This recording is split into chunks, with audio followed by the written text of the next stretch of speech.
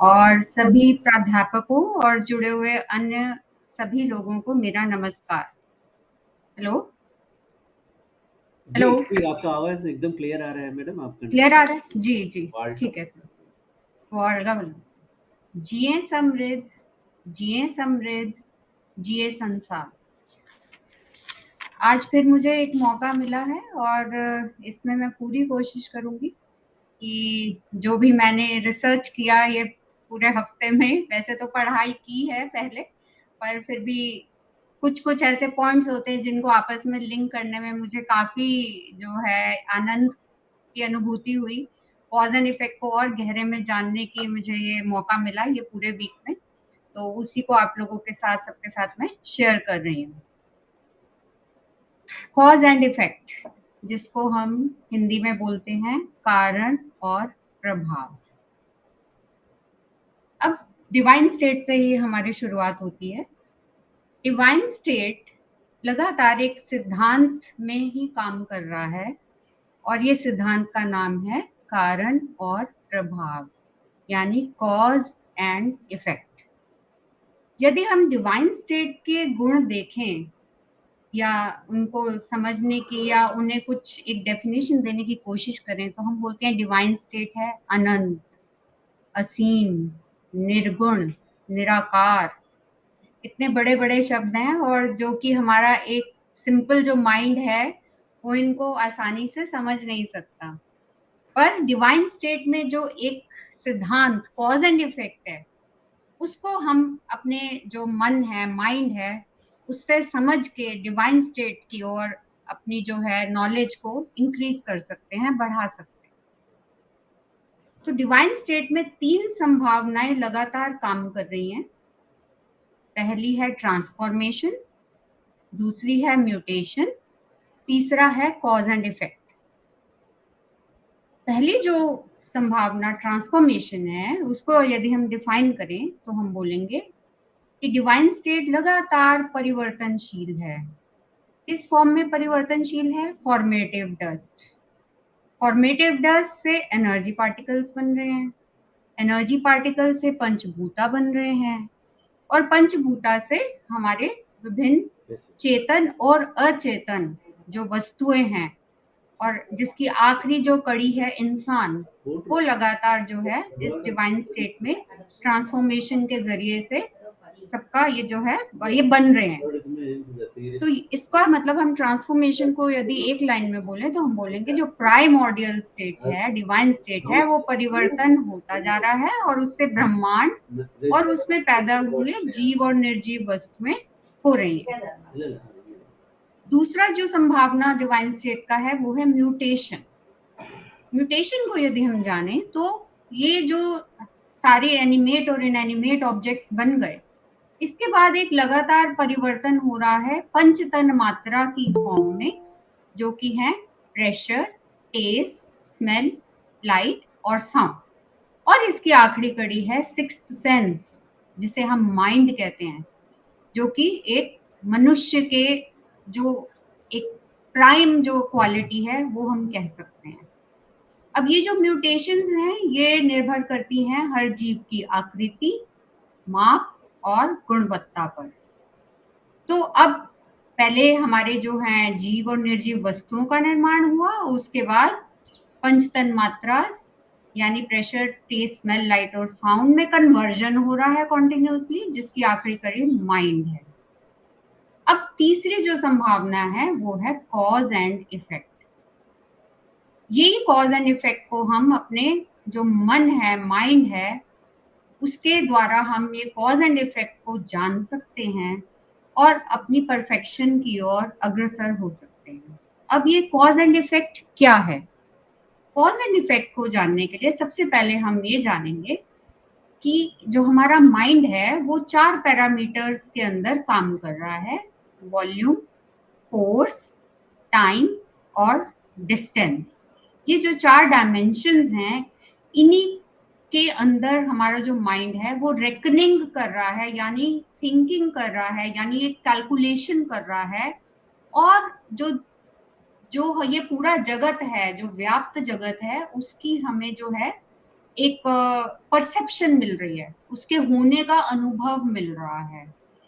सो ये जो volume, force, time और डिस्टेंस है, यदि हम इनको एक एक लाइन में समझने की कोशिश करें तो वॉल्यूम को हम बोलेंगे every particle occupies a certain area in the space, जिसको कि हम वॉल्यूम बोलते हैं, या जो space occupied by the energy particle, वो हो गई वॉल्यूम। दूसरे नंबर पे है फोर्स। अब हमें पता है एनर्जी पार्टिकल्स कॉन्टिन्यूसली जो है they are rotating on their axis, they are spinning on their axis, और उसकी वजह से एक फोर्स प्रोड्यूस हो रहा है जिसको हम रिपल्सिव फोर्स भी कहते हैं। तो ये हो गया फोर्स। तीसरा जो पैरामीटर है वो है टाइम। टाइम को जो है हम एक काइनेमेटिक क्विवरिंग से रिलेट करते हैं। और काइनेमेटिक क्विवरिंग क्या है?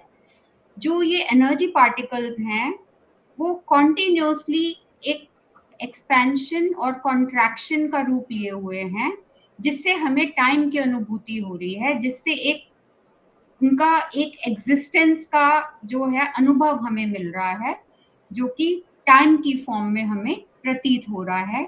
यानी कि हम ये कह सकते हैं ड्यूरेशन ऑफ एन इवेंट, जो कि कॉन्ट्रैक्शन और एक्सपेंशन, यही एनर्जी पार्टिकल जो अपने एक्सिस पे रोटेट करने से एक फोर्स प्रोड्यूस कर रहे हैं, वही कॉन्ट्रैक्शन और एक्सपेंशन की फॉर्म में एक टाइम का जो है हमें अनुभव दे रहे हैं, जो कि एक ये सब क्या है? सेपरेशन, जो डिवाइन स्टेट से हमारी सेपरेशन है, जो द्वैत का अनुभव है, उसी की ओर हमें, उसी के अंदर हमें बांधे हुए। और जो चौथा पैरामीटर है वो है डिस्टेंस, यानी दो वस्तुओं के बीच की दूरी। तो हम ये कह सकते हैं हमारा मन ये जो चार पैरामीटर्स हैं, इन्हीं के अनुसार कैलकुलेशन करते हुए हमें द्वैत का अनुभव देता है। यानी जितना हम कॉज एंड इफेक्ट के नियम में बंधे रहेंगे, उतना ही हम द्वैत के नियम में चलेंगे, और उतना ही हम अपने अद्वैत यानी वननेस के अनुभव से वंचित रह जाएंगे।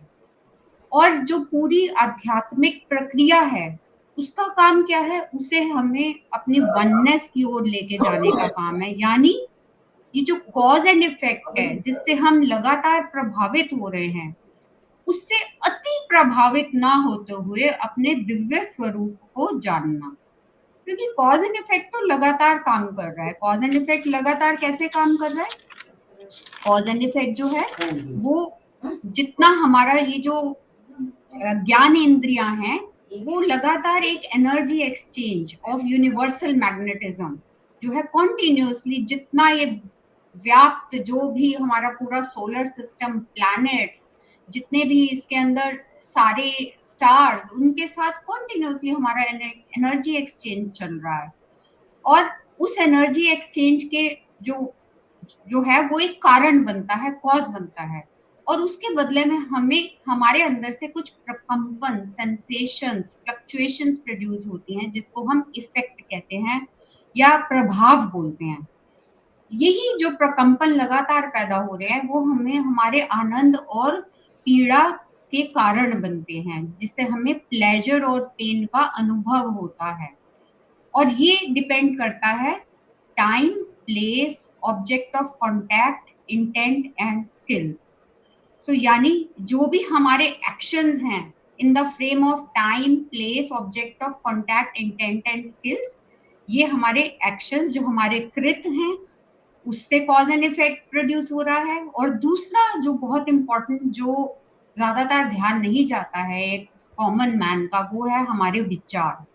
तो ये दोनों जो कृत और विचार, ये दोनों जो हैं कॉज एंड इफेक्ट को लगातार जो है प्रयोग में लिए हुए हैं, और हमारे शरीर से कॉन्टिन्यूसली एक प्रकंपन पैदा हो रहा है। तो यानी कॉज एंड इफेक्ट जो है, उसको अगर हम गहराई से समझने की कोशिश करेंगे तो हम ये जानेंगे कि हमें अपने मन की गुणवत्ता के ऊपर ध्यान देना होगा। यानी हमारे मन की गुणवत्ता जितनी अच्छी होगी, यानी वो कॉज एंड इफेक्ट को जितनी गहराई और अच्छे से समझेगा, उतना ही ये प्रकंपन जो हैं, जो अननेसेसरी फ्लक्चुएशंस हैं, हमारे जो बायोमैग्नेटिज्म, जो हमारे अंदर जो दिव्य जो ऊर्जा है, उसका अननेसेसरी जो एक्सपेंडिचर है, अननेसेसरी प्रकंपन, अननेसेसरी जो फ्लक्चुएशंस हैं, वो यदि हमारा मन समझ लेगा तो वो गुणवत्ता की ओर अग्रसर होगा, और यही जो गुणवत्ता है ये हमारे परफेक्शन की ओर हमें लेके जाएगी, और हमारे अंदर का जो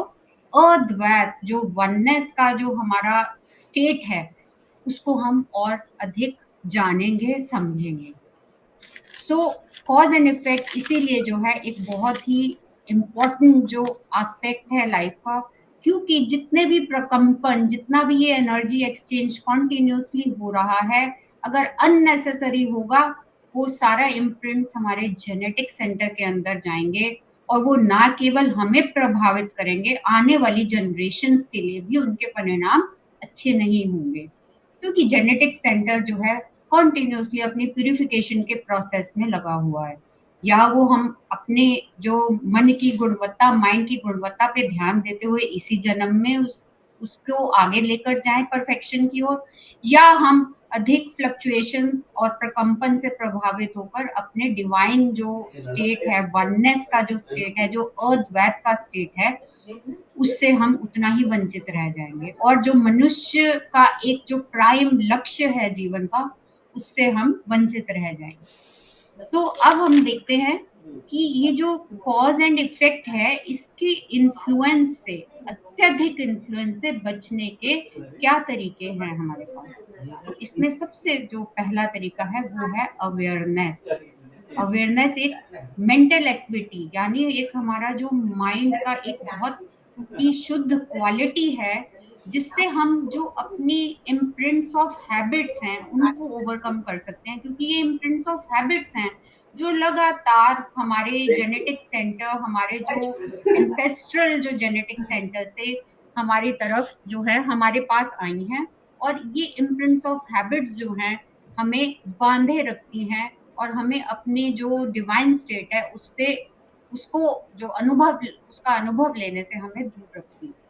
तो अवेयरनेस जो है जितना हम बढ़ाएंगे, जिससे जो कि हमें बहुत अच्छे से सिखाया गया है हमारे स्काई योगा में, अवेयरनेस जो है हम बढ़ा सकते हैं अपने आज्ञा चक्र मेडिटेशन से।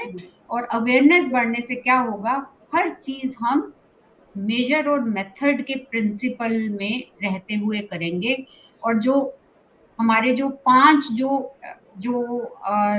क्रिया है डेली की, जिसके हम कहते हैं food, work, rest, sex and thoughts, इनके ऊपर हमारा नियंत्रण रहेगा, और मेजर एंड मेथड को फॉलो करते हुए हमारा जो अवेयरनेस है वो कॉन्टिन्यूसली बढ़ाने से और मेडिटेशन करने से ये कॉज एंड इफेक्ट की जो इल इफेक्ट्स हैं, दुष्प्रभाव है, उनसे हम बच सकते हैं।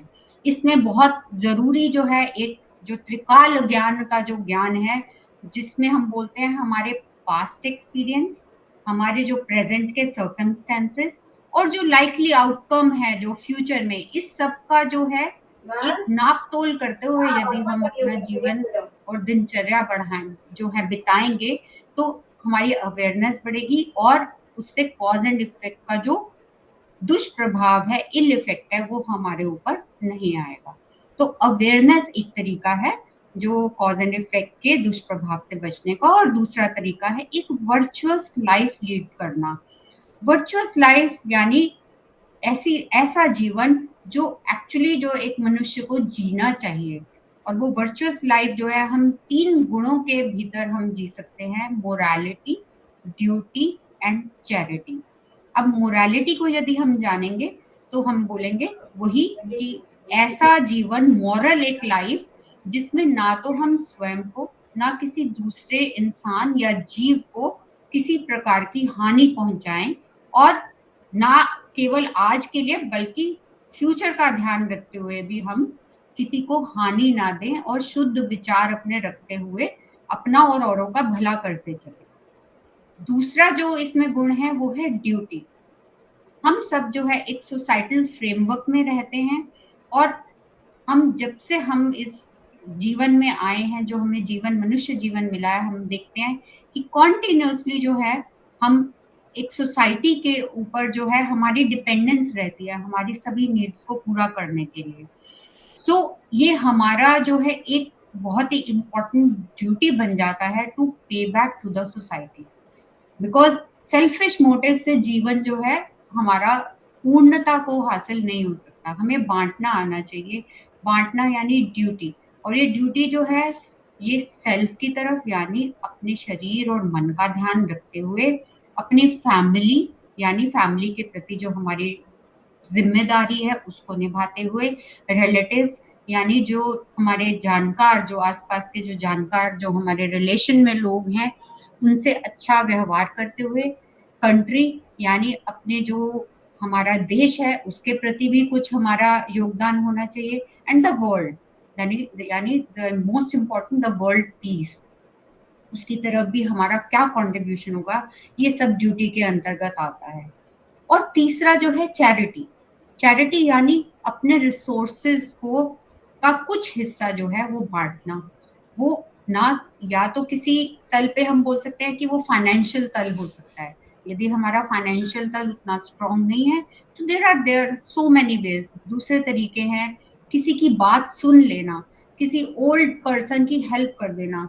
जो कुछ ऐसे बच्चे हैं जो जीवन में उनको प्राप्त होना चाहिए नहीं हो रहा है क्योंकि उनका जो फाइनेंशियल स्टेटस है वो अच्छा नहीं है, उनके लिए कुछ करना। तो ये सब जो मोरालिटी, ड्यूटी और चैरिटी, ये जो 3 एस्पेक्ट्स हैं, इनके अंदर चलते हुए जिसको एक वर्चुअस लाइफ है हम बिता सकते हैं, और कॉज़ एंड इफेक्ट के दुष्प्रभाव से हम जो है दूर रह सकते हैं और अपने मन की गुणवत्ता कंटिन्यूअसली हम बढ़ा सकते हैं। सो अल्टीमेटली मैं ये बोलूँगी कि जो हमारा जो एक्शंस हैं, अगर वो एट वेरिएंस हैं with the laws of nature, क्योंकि लॉ ऑफ नेचर क्या है? Giving the results in the form of cause and effect, यानी जो कॉजेज़ हम क्रिएट करेंगे, उनके इफेक्ट 100% इमीडिएटली भी मिल सकते हैं या later on in the future भी हमें जो है उसके इफेक्ट्स मिल सकते हैं। सो हमें जो है नेचर के लॉज से वेरिएंस नहीं, उसके साथ चलते हुए, उसको समझते हुए यदि हम अपना जीवन व्यतीत करेंगे, तो कॉज़ एंड इफेक्ट से हम जो है उसके दुष्प्रभाव से हम बाहर रहेंगे। अच्छा काम, निष्काम कर्म करते हुए, यानी without expectations and without much desires, यदि हम अपने जीवन शैली में अगर ये सब उतारेंगे, तो हम एक अच्छा जीवन व्यतीत करते हुए अपने दिव्य स्वरूप को प्राप्त करेंगे। और यही यदि हमारे एक्शंस, अहंकार यानी ईगो, इमोशंस यानी टू मच ऑफ जो हमारा भावनात्मक जो हमारा जगत है उससे इन्फ्लुएंस होते हुए, इग्नोरेंस यानी जो डिवाइन स्टेट है उसके बारे में ना जानकर, कॉज एंड इफेक्ट से दूरी को ना समझते हुए यदि हम अगर अपना जीवन बिताएंगे, और इनडिफरेंस यानी हमें फर्क ही नहीं पड़ता क्या चल रहा है या नहीं हो रहा है, या हम हमारी जानने की कोशिश भी नहीं होगी और हमारे अंदर एक जिज्ञासा भी नहीं होगी कि हम यहाँ क्यों हैं, why we are here, what is our purpose of life, what does it mean to be a human, और principle of major and method को भी इग्नोर करते हुए यदि हम अपना जीवन व्यापन करेंगे, तो हमारा जीवन पेन और मिजरी में रहेगा, क्योंकि principle of cause and effect लगातार काम कर रहा है।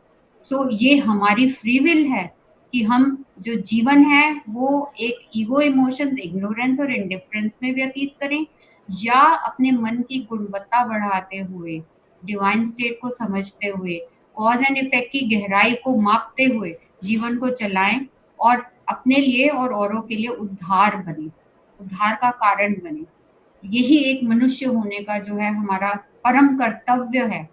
और मुझे लगता है यदि हम ये फॉलो करेंगे, तो ये अल्टीमेटली सभी के लिए, हमारे परिवार वालों के लिए, हमारे अपने जीवन के लिए बहुत ही एक जो है हमारे होने का जो है एक यहाँ पे पर्पस सर्व होगा।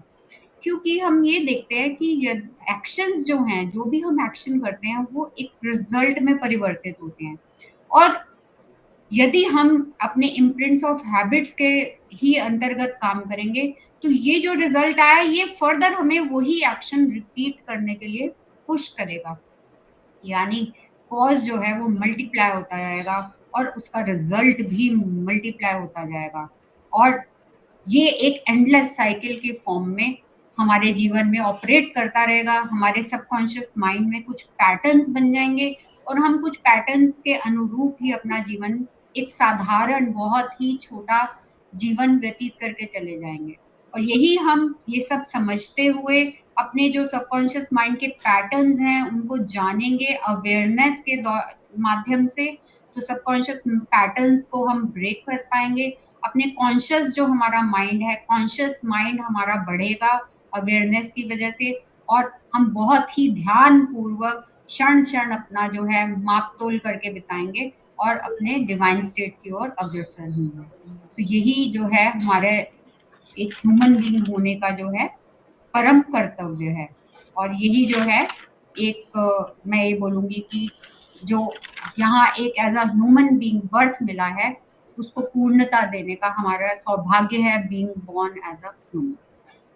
सो इन्हीं शब्दों के साथ मैं कहती हूँ आप सबको कि आप जो भी क्वेश्चंस पूछना चाहें आप पूछ लीजिए, और मेरे से कुछ भी भूल चूक या कुछ ऐसा मैंने जो त्रुटि हुई हो तो उसके लिए प्लीज मुझे बताइए, and the stage is now all open for any questions.